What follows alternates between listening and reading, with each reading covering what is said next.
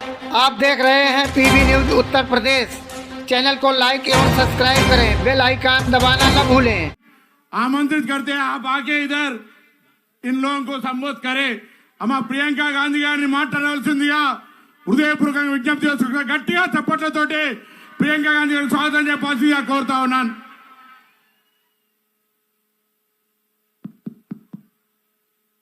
దీని వాల్యూమ్ పెంచు ट्रांसलेशन की दिन वॉल्यूम बेच। सभा में बहुत बहुत स्वागत। आज जैसे हम यहाँ उतरे तो हम रामप्पा मंदिर पे गए और मैं आपको दिल से बताना चाहती हूँ कि इतना सुंदर मंदिर मैंने अपने जीवन में नहीं देखा है। ये धरती एक पवित्र धरती है। यहाँ के शहीदों ने तेलंगाना के लिए बड़े बड़े बलिदान दिए। न्याय प्रिय लोगों की धरती है, वीरों की धरती है। वीर श्रीकांताचार्य जी को मेरा नमन। इन सब योद्धाओं ने आपके लिए एक बहुत बड़ा सपना देखा था। ये सपना विकास का सपना था, रोजगार का सपना था और सामाजिक न्याय का सपना था। आपने इस सपने पे भरोसा किया। आपने भरोसा किया पिछले चुनाव में कि बीआरएस आपका सपना साकार करेगी और आपको अपने प्रदेश में रोजगार मिलेंगे, एक मजबूत भविष्य मिलेगा और एक सामाजिक समानता मिलेगी जिससे आप सबका विकास इकट्ठे हो पाए। आपकी उम्मीद थी कि किसानों को मजबूत बनाया जाएगा, आत्महत्याएं बंद होंगी, कि आपके जो बच्चे हैं उनका भविष्य अच्छा होगा और नौकरी करके आप अपने परिवार को मजबूत बना पाएंगे। एक आशा थी कि बाबा साहेब अम्बेडकर जी, महात्मा फूले जी, कोमरम भीम जी जैसे महापुरुषों का जो सामाजिक न्याय का सपना था वो पूरी तरह से साकार होगा। कांग्रेस पार्टी ने ये सपना समझा क्योंकि कांग्रेस पार्टी खुद एक आंदोलन से निकली। कांग्रेस पार्टी का ये असूल है कि सामाजिक न्याय होना चाहिए, कि सब इकट्ठे आगे बढ़े और इसी असूल पर स्वतंत्रता संग्राम लड़ा गया। इसीलिए कांग्रेस पार्टी ने जब देखा कि आपका ये सपना था और आप इस सपने के लिए संघर्ष कर रहे थे, इसमें अपनी पूरी शक्ति डाल रहे थे और इतने सारे लोग इस सपने के लिए बलिदान देने के लिए तैयार थे, तो कांग्रेस पार्टी ने इस सपने को समझकर तेलंगाना प्रदेश बनाने का निर्णय लिया। उस समय मेरी माताजी सोनिया जी कांग्रेस की अध्यक्ष थी और इस निर्णय को लेने में एक राजनीतिक वीरता भी थी क्योंकि वो जानती थी कि इस निर्णय को लेने से हो सकता है कि कांग्रेस कि जो राजनीतिक जो यहाँ पे जो उसका स्तर है, हो सकता है कि कांग्रेस उस चुनाव को हारे जो अगला चुनाव है। आजकल ज्यादातर पार्टी के नेता वही निर्णय लेते हैं जिससे उनका राजनीतिक स्वार्थ साधा जाता है, लेकिन सोनिया जी ने जब ये निर्णय लिया तो ये निर्णय आपके लिए लिया। उन्होंने ये कहा कि चाहे मेरी पार्टी तेलंगाना में न भी जीते, न भी सरकार बना पाए, तब भी ये तेलंगाना के लोगों का की ये चाहत है कि सपना है और इसे साकार करने के लिए उन्होंने आपकी भलाई के लिए और आपके पक्ष में ये निर्णय लिया। उनका सोच, कांग्रेस पार्टी की सोच एक छोटी सोच नहीं थी। उनका नजरिया आगे के लिए था, भविष्य के लिए था, आपकी मजबूती के लिए था। इसीलिए वो ये निर्णय ले पाई और उन्हीं की तरह कांग्रेस पार्टी के जितने भी बड़े बड़े नेता रहे, चाहे जवाहरलाल नेहरू थे, चाहे इंदिरम्मा थी, चाहे उनके बाद मनमोहन सिंह जी थे, चाहे राहुल जी हैं और तेलंगाना के तमाम नेता हैं, आगे की सोचते हैं और आपकी भलाई के लिए सोचते हैं और इसी सोच के लिए, इसी सोच के जरिए आपके प्रदेश को मजबूत बनाने की बात करते हैं। इस सोच का प्रमाण ये है कि उनके कार्यकाल में बड़ी बड़ी संस्थाएं बनी आपकी भलाई के लिए, चाहे IIT, IIM, एम्स, ऐसी संस्थाएं बनी, आपका विकास हुआ तो आप आगे बढ़ पाए। तो जो कांग्रेस की सरकारें बनी वो जनता की सरकारें थी, वो आपको मजबूत बनाने के लिए बनी और उनमें दोनों चीज थी, नजरिया और नियत।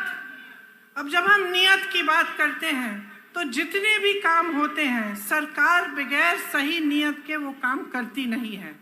अगर सरकार की नियत ये हो कि आपको लूटना है और सिर्फ सत्ता में रहकर भ्रष्टाचार करना है तो वो भलाई के काम नहीं कर पाती। तो आज हम सब इस मंच पे खड़े हैं और आपके सामने खड़े होकर हमने ये बात कही है कि तेलंगाना के लिए कांग्रेस पार्टी ने एक रोड मैप, एक विजन बनाया है, आपके लिए गारंटी लाए हैं। गारंटी क्या है? गारंटी वो चीजें हैं जो हम आज आपको बताना चाहते हैं कि हम आपके लिए करेंगे। और जितने भी कांग्रेस के प्रदेश हैं जिनमें हमने ऐसे गारंटी सामने रखे, उनमें हमने वो काम अभी से शुरू कर लिया है। मेरी बहनें यहाँ बैठी हैं, आप दिन रात मेहनत करती हैं, मैं जानती हूँ, और पूरे समाज का जो बोझ है आप अपने कंधों पर लेते हैं। बच्चों की परवरिश, घर की देखभाल, उसके साथ साथ बाहर जाके काम करना, खेती में मेहनत करना, या कोई नौकरी हो तो वहाँ नौकरी करना, ये सब आप करती हैं। और आज आप कितनी महंगाई का सामना कर रही हैं, चाहे गैस का सिलेंडर हो, चाहे तेल हो, चाहे कुछ भी हो। जब आपको खरीदने जाना होता है तो आपको 10 बार सोचना पड़ता है कि हम ये खरीद पाएंगे, घर ला पाएंगे कि नहीं। कोई घर पे बीमार पड़ता है तो आपके दिल में ये बात आती है कि दवाइयाँ कैसे खरीदेंगे, उनका इलाज कैसे करवाएंगे। और ये सब मेहनत, ये संघर्ष, इन संकटों का सामना आप इसलिए करती हैं ताकि आपके बच्चे बड़े होकर अपना भविष्य बना पाएं। लेकिन यहाँ आज परिस्थिति ये है कि 40 लाख युवा बेरोजगार हैं। कांग्रेस ने वादा किया था कि हर परिवार को एक नौकरी दिलवाई जाएगी। आज लाखों पद खाली हैं लेकिन नौकरियां नहीं दी गई हैं। और स्थिति ये है कि भर्तियों में भी भ्रष्टाचार है। एक बच्ची ने आत्महत्या की और उस पर भी सवाल उठाया गया कि उसने एप्लीकेशन ही नहीं भरा था। ये परिस्थितियां हैं कि जो संकट है, जो युवाओं का दर्द है, उसे समझने और सुलझाने के बजाय उन पर उंगलियां उठाई जाती हैं, लेकिन रोजगार नहीं दिए जाते, आपके लिए, आपके विकास के लिए काम नहीं किया जाता। उस्मानिया जैसी यूनिवर्सिटीज में अध्यापकों और पैसों की कमी है। एक भी नई सरकारी यूनिवर्सिटी नहीं बनाई गई। इनके पूरे कार्यकाल में आप देखेंगे तो सिर्फ प्राइवेट यूनिवर्सिटियां बनी हैं और उनमें से आधी इन्हीं के नेताओं की है, ताकि आपको फीस बड़ी बड़ी भरनी पड़े लेकिन आपके लिए सही सुविधा नहीं बने। इसलिए युवाओं के लिए हमारी जो गारंटी है उसमें हमने कहा है कि तेलंगाना आंदोलन के शहीदों के परिवार को एक सरकारी नौकरी दिलवाएंगे। उनके माता पिता या पत्नी को 25,000 रुपए मासिक पेंशन मिलेगा। 2 लाख खाली सरकारी पद हैं, उनको हम 1 साल के अंदर अंदर भरेंगे। और बेरोजगार युवाओं को 4,000 रुपए प्रति माह बेरोजगारी का भत्ता मिलेगा। गल्फ देशों में रोजगार की संभावनाओं को मजबूत करने के लिए स्पेशल गल्फ सेल बनाया जाएगा। जो लोग गल्फ के देशों में काम करने के लिए जाएंगे उनके लिए एक स्पेशल गल्फ सेल बनाया जाएगा। आज मेरे किसान भाइयों की परिस्थिति बहुत ही शर्मनाक है। चाहे पेट्रोल हो, डीजल हो, खाद हो, हर चीज पर खर्चा बढ़ गया है। आपके कर्ज बढ़ गए हैं और सरकार की तरफ से कोई मदद नहीं मिलती। खेती से कमाना मुश्किल हो गया है और किसान परेशान और त्रस्त है। इसीलिए हमने ये तय किया है कि हम MSP को बढ़ाएंगे और इसकी हम आपको गारंटी देते हैं। धान के लिए 2,500 रुपए, मक्का के लिए 2,200 रुपए, सोयाबीन के लिए 4,400 रुपए, गन्ना के लिए 4,000 रुपए। अरहर की 6,700 रुपए और कॉटन की 6,500 रुपए। किसानों के लिए 2 लाख रुपए तक कर्ज माफ किए जाएंगे। इंदिरम्मा रायतु भरोसा योजना के तहत किसानों के लिए 15,000 रुपए प्रति एकड़ दिया जाएगा। और मनरेगा में जो रजिस्टर्ड मजदूर हैं उन्हें हर साल 12,000 रुपए मिलेंगे। मेरे बहनों और मेरे भाइयों, ये जो आपका क्षेत्र है ये आदिवासी बहुल क्षेत्र है और आप तो जानते ही हैं कि इंदिरा जी के दिल में आपके लिए एक बहुत खास जगह थी। ये रिश्ता जो उनके साथ आपने जोड़ा था एक आदर का रिश्ता था, श्रद्धा का रिश्ता था। उनके दिल में आपके लिए आदर थी अथा आपके लिए श्रद्धा थी और वो हमेशा ये चाहती थी कि आपकी संस्कृति को बचाया जाए और बढ़ाया जाए। वो हमेशा कहती थी कि आदिवासी संस्कृति ही दुनिया की सबसे आधुनिक और सबसे आगे सोचने वाली संस्कृति थी जिसके जरिए प्रकृति का आदर होता था। लेकिन अफसोस की बात है कि आज आपके अधिकार छीने जा रहे हैं। जबरन आपको जमीन से बेदखल किया जा रहा है। आपके लिए जो डेवलपमेंट फंड है उसका आप जानते नहीं होंगे, लेकिन 40% से ज्यादा अलग अलग कामों में डाल जाता है, लेकिन आपके लिए नहीं डाला जाता। हमने तय किया है कि एससी के लिए 18% आरक्षण दिया जाएगा और एसटी के लिए 12%। अंबेडकर अभय हस्तम के तहत एससी एसटी परिवारों को 12 लाख की मदद मिलेगी। इंदिरम्मा पक्का हाउस स्कीम के तहत बेघर एससी एसटी परिवारों को घर बनाने के लिए जमीन और 6 लाख रुपए मिलेंगे और आदिवासी ग्राम पंचायतों के लिए 25 लाख रुपए दिए जाएंगे। जब कांग्रेस पार्टी वन अधिकार का एक्ट लाई थी तब 8 लाख से अधिक एकड़ जमीन पर पट्टे दिए गए थे। आपको याद होगा कि पोडोलैंड्स के पट्टे आपको मिले थे।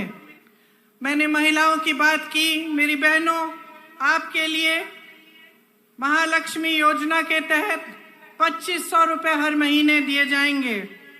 गैस सिलेंडर 500 रुपए का मिलेगा और जो लड़कियां शिक्षा प्राप्त कर रही हैं और 18 साल की उम्र से ऊपर की हैं उन्हें एक इलेक्ट्रिक स्कूटर दिया जाएगा।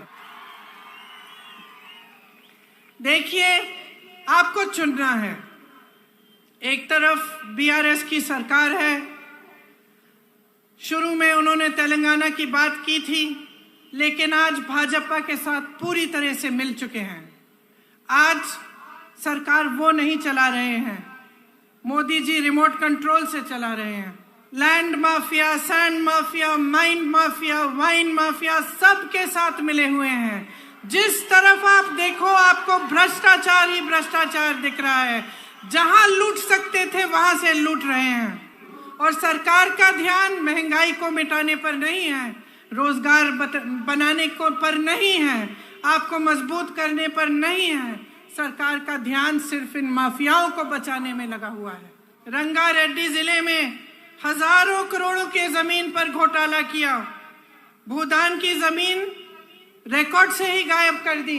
कांग्रेस के जमाने में इन जमीनों को बेचना खरीदना मना था। आज इन्होंने ये जमीनें भी लैंड माफिया और अपने करीबों को बेच दी है। आपको ये शब्द याद होंगे, बंगारू तेलंगाना, याद है? ये शब्द, ये वादा आपको बीआरएस ने किया था कि तेलंगाना को स्वर्णिम जगह बनाएंगे, लेकिन इन्होंने अपने लिए बड़े बड़े आलीशान महल बना दिए और आपके जो सपनों का महल था वो चूर चूर कर दिया। आपका सपना था कि सामाजिक न्याय होगा। सामाजिक न्याय कौन सा? इनके 18 मंत्रियों में से 3 तो सीएम के ही परिवार के हैं और इनके पास 13 मंत्रालय हैं और बीसी की संख्या 50% से ऊपर है। लेकिन मंत्रालय में सिर्फ 3 मंत्री हैं।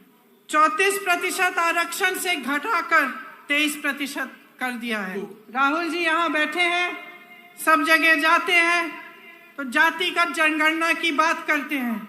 बिहार में ये जनगणना की गई, पता चला कि ओबीसी, आदिवासी, शेड्यूल कास्ट के 84% लोग हैं। और आप सोचिए और अपने आप से पूछिए कि 84% लोग हैं बिहार प्रदेश में, लेकिन उनका प्रतिनिधित्व नहीं है। सच्चाई ये है कि हमारे पूरे देश की यही असलियत है। हम कहते हैं कि जातिगत जनगणना करिए और ये चुप हो जाते हैं। ये गिनती भी नहीं करना चाहते, ये गिनती भी नहीं करना चाहते कि कितने बीसी हैं, कितने एससी हैं, कितने एसटी हैं। इनको अपना हक देना छोड़िए, गिनती से डर रहे हैं। तो ये सामाजिक न्याय देंगे कैसे? इनकी बातें खोखली हैं। चुनाव के समय बड़ी बड़ी बातें करते हैं, उसके बाद भूल जाते हैं। लूट में, भ्रष्टाचार में, इन्हीं चीजों में व्यस्त रहते हैं। मोदी जी ने कितने बड़े बड़े वादे किए थे, ट्राइबल यूनिवर्सिटी बनाएंगे, स्टील प्लांट लगवाएंगे, हॉर्टिकल्चर यूनिवर्सिटी बनाएंगे। क्या बनाया? जो बनाया वो सब अपने बड़े बड़े उद्योगपति दोस्तों को सौंप दिया। BHEL, BSNL, DMRL, HAL, railways की बात कर रहे हैं, कुछ नहीं छोड़ा। 60 लाख करोड़ की कंपनियां 6 लाख करोड़ में बेच डाली।